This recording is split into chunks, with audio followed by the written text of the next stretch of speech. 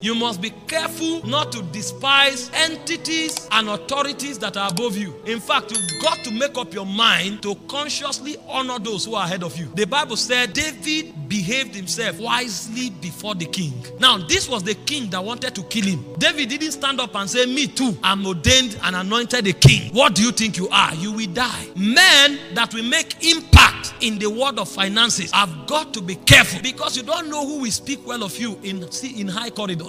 You don't know who will just stand up for you and defend you. Some of the people that will defend you, they will not defend you because you spit fire. They will defend you because of the mark of honor that they saw in your spirit. That's what they will do. They will say, if it is this one, that cannot happen. We will rather die for him. And you may not even be aware those who fight for you. That's why you've got to be careful. There are many people who know so much. Make a mistake. Don't dot one I in a 12-page letter. They will come and amplify that I in order to discredit you, and they are doing it publicly. Have you seen all the young apostles online recently? When the message is going on, they will go and hang on the comment box like a gazelle, and then they carry their computer and enter Microsoft Word, and they will write a treatise for one sentence that was wrong. That's why their platform is comment box. God is using somebody to impact people in 30 nations. You sit with your computer, arm yourself with Microsoft Word, and you are typing, and you are waiting for everybody that will attack that notification. And the moment a notification pop up, he enters another treatise. You know how to write so much, and we have not seen any of your books on Amazon. Arrogance. That's why people don't rise. Go and check